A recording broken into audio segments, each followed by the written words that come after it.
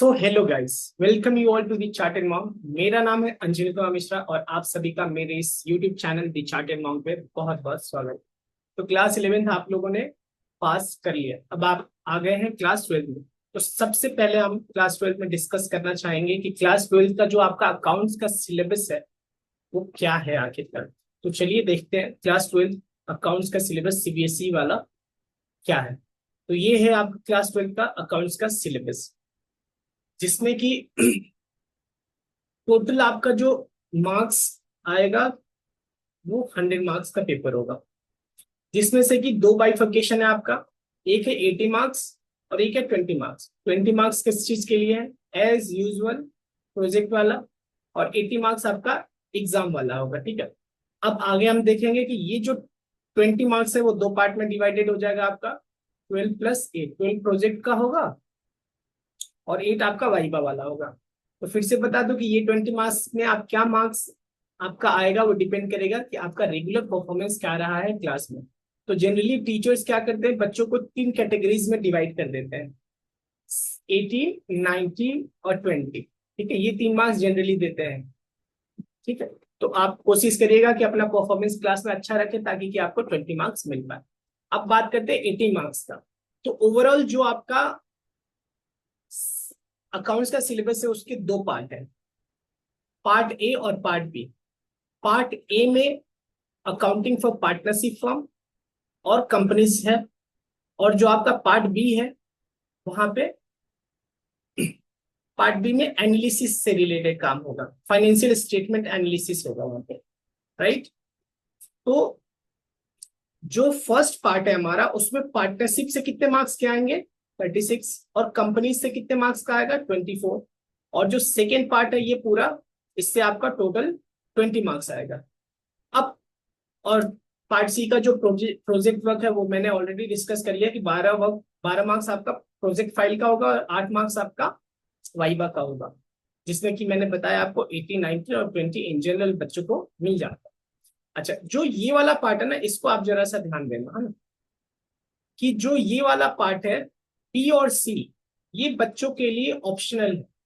Optional in the sense कि या तो आप ये वाला नीचे वाला पोर्शन ऑप्ट कर सकते हैं या ऊपर वाला। रेदर मैं ऐसा कहूं कि बच्चों को जो ऑप्शन है ना, बच्चों को ऑप्शन है यहाँ पे कि या तो वो part be financial statement analysis ले सकते हैं और या तो कंप्यूटराइज्ड अकाउंटिंग सिस्टम ले सकते हैं। अब अगर आपने फाइनेंशियल स्टेटमेंट एनालिसिस लिया तो प्रोजेक्ट वर्क भी आपको उसी हिसाब से मिलेगा और वाइवा भी आपका उसी हिसाब से होगा। और अगर आपने कंप्यूटराइज्ड अकाउंटिंग लिया है तो आपका प्रोजेक्ट वर्क उसी हिसाब से होगा और वाइवा भी उसी हिसाब से होगा। तो इन जनरल जो बच्चे लेते हैं ज्यादातर वो क्या होता है, फाइनेंशियल स्टेटमेंट एनालिसिस होता है। ठीक है, तो हम जो बात करेंगे यहाँ पे वो मेनली फाइनेंशियल स्टेटमेंट एनालिसिस का बात करें।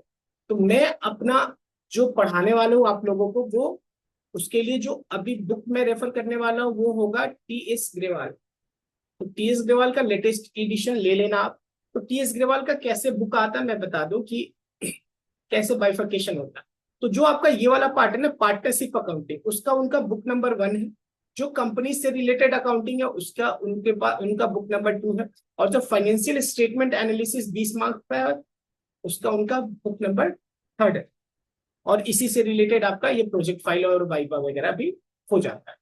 तो इसके अंदर आप बहुत सारे चैप्टर्स हैं, तो उसका डिस्कशन मैं आपको एक्स्ट्रा कराता हूं। और इसमें पूरा डिटेल में भी आगे है कि जैसे पार्टनर अकाउंटिंग फॉर पार्टनरशिप के अंदर क्या है, तो ये सब है। तो जैसे जैसे मैं चैप्टर शुरू करूंगा उससे पहले या इन बिटवीन या लास्ट में सारा मैच कराता रहूंगा कि ये हो गया, ये हो गया, सारा हमारा कंप्लीट हुआ।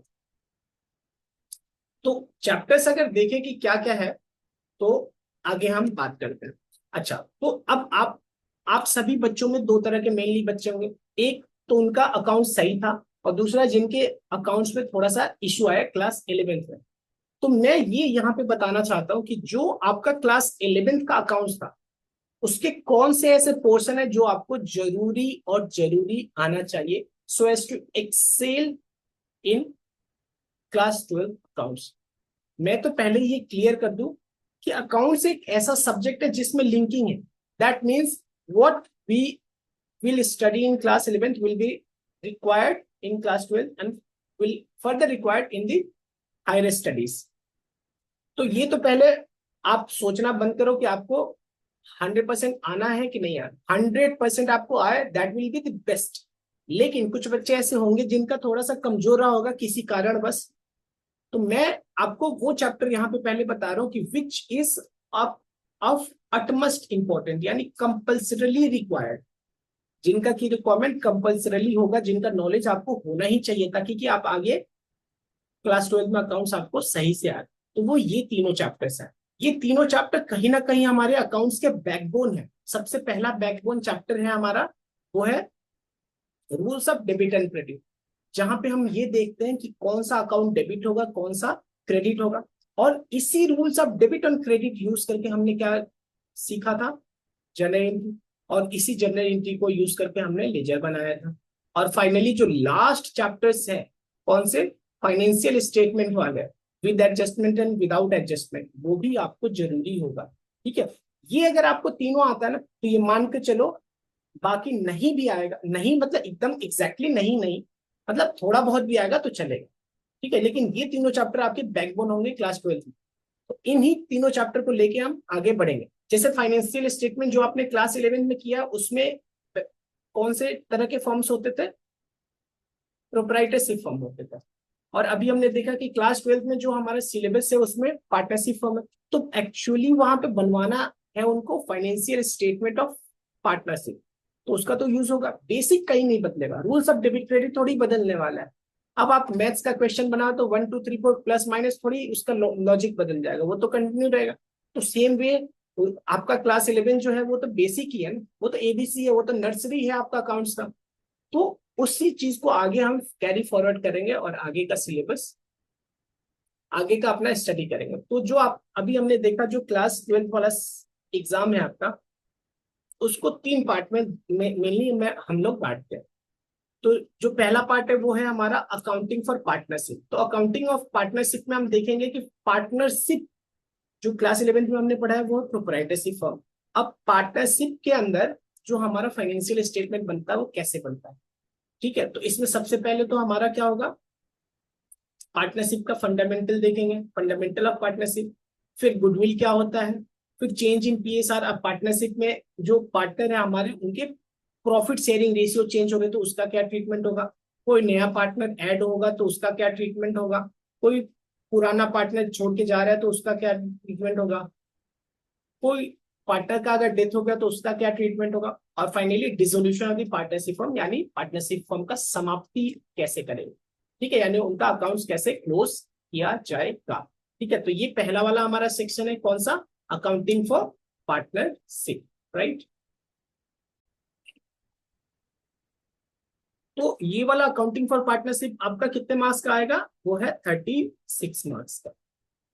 फिर सेकेंड पार्ट है हमारा अकाउंटिंग फॉर कंपनीज। तो अकाउंटिंग फॉर कंपनीज जो है हमारा मेनली कितने मार्क्स का आएगा ओवरऑल, ये आएगा हमारा 24 मार्क्स का।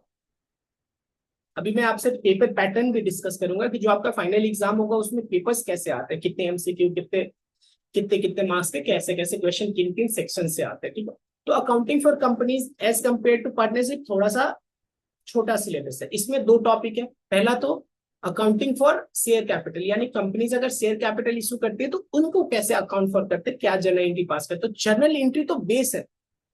ठीक है, जो फर्स्ट पार्टनरशिप वाला है और जो कंपनीज वाला है, इसमें मेनली हम लोग जर्नल एंट्री भी पास करने वाले हैं। ठीक है, तो वही मैं बोल रहा हूँ कि जो क्लास 11 है जर्नल एंट्री तो आपको आना ही चाहिए, वो तो बिल्कुल ही बेस है आपका अकाउंट्स का, तो वो तो आना ही चाहिए। और फिर सेकेंड की कंपनी जब डिबेंचर्स इशू करती है तो वो डिबेंचर जब कंपनी इश्यू करती है तो वो इनका क्या जर्नल एंट्री पास होगा।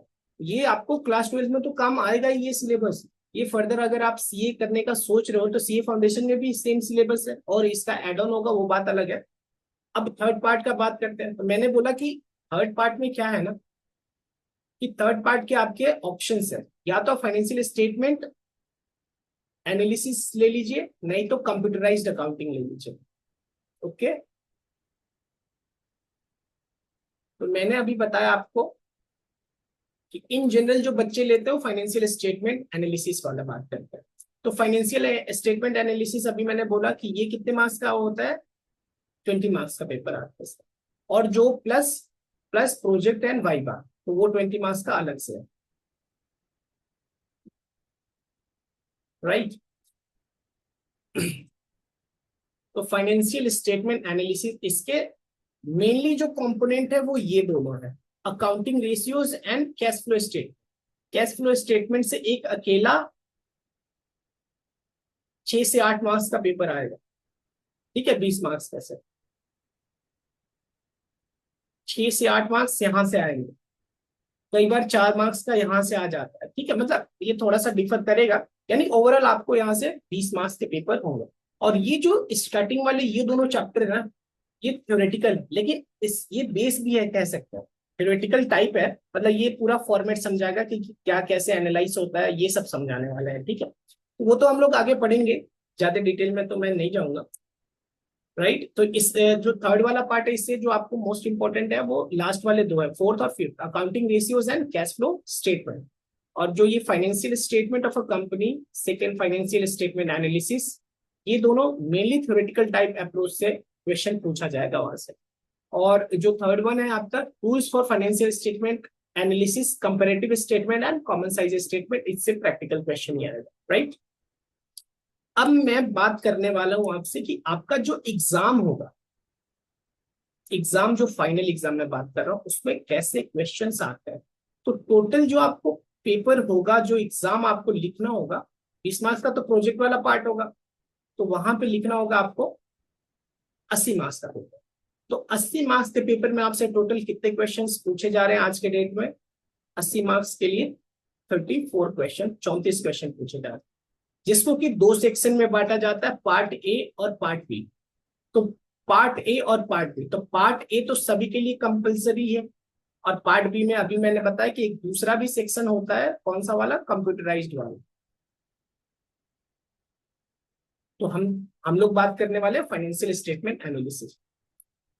तो जो आपका क्वेश्चन नंबर 1 to 16 और 17 to 20 क्वेश्चन होते हैं, वो होते हैं आपके एमसीक्यू के। यानी इन टोटल कितने क्वेश्चन हो गए एमसीक्यू वाले? 20 क्वेश्चन हो गए एमसीक्यू के आपके, राइट।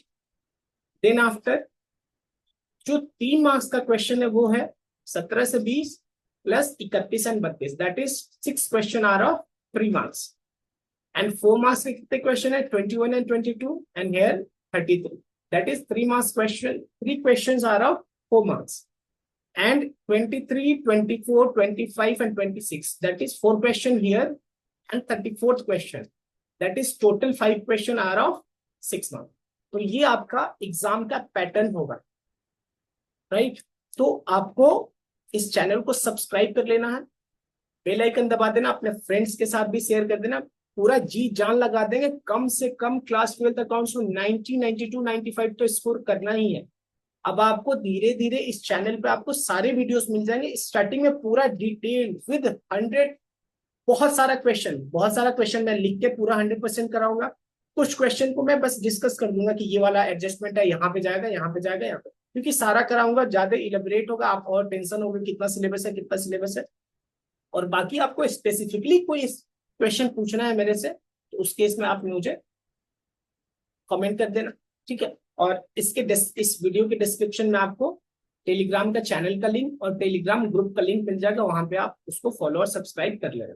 और उसके अलावा आपको इंस्टाग्राम अकाउंट का मिल जाएगा लिंक, उसको भी आप फॉलो कर लेना।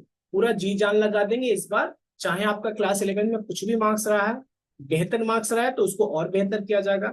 थोड़ा एवरेज मार्किंग हुआ है, एवरेज मार्क्स अगर आपको क्लास 11 में आया हुआ है, उसको हम कोशिश करेंगे कि 90, 92 आपका मार्क्स जा पाए। तो पूरा जान लगा देना है, बस आप चैनल को सब्सक्राइब कर लेना और मुझे सपोर्ट कर देना, ठीक है।